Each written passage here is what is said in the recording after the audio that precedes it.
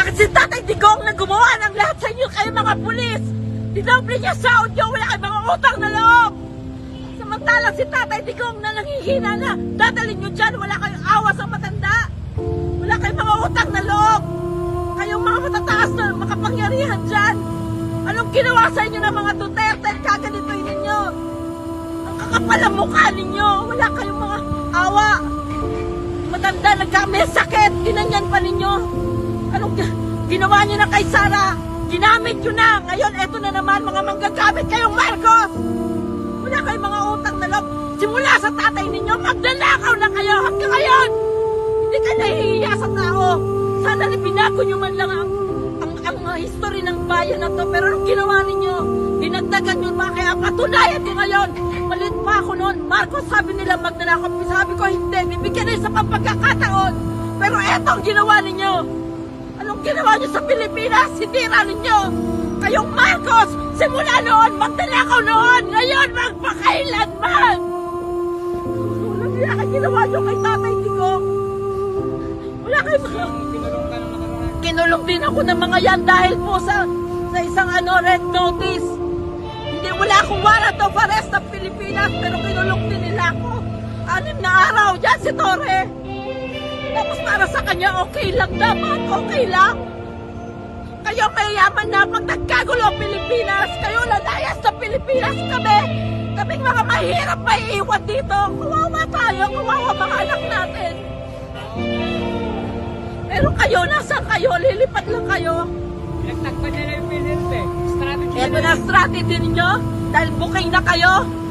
Sa blanco, sa bycam na blanco. Sumagot kayo sa Supreme Court. Hindi ganito. Lumaban kayo ng patas. Sa bagay, ang history, ang Marcos never naging patas.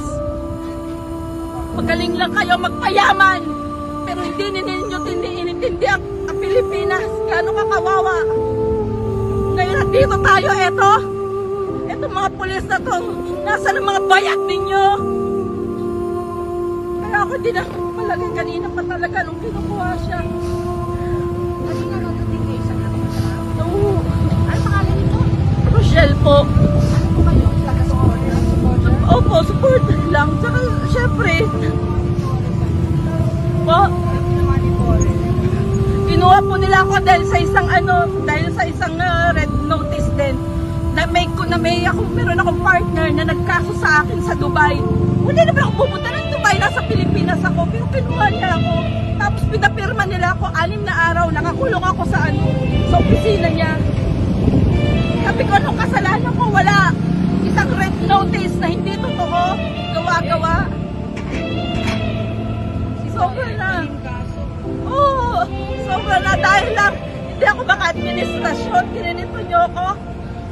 So gano'n yun, November 21, 2024, humingi na ako ng tulong nung kay Atty. Sulaika, kay VP Sara, pero hindi na ako matulungan dahil nakakulong na si Atty. Sulaika. At that time nagkakagulo talaga. Buti lang nagpadala ng 2 abogado, si Atty. Persida Acosta. Yan, binitawan nila ako. Di ba, papadala mo ako doon? Yung mga drug mules nga, iniuwi nyo ng Pilipinas. Ako, kukunin nyo ako rito, bibigay nyo ako doon. Nasaan ang hustisya?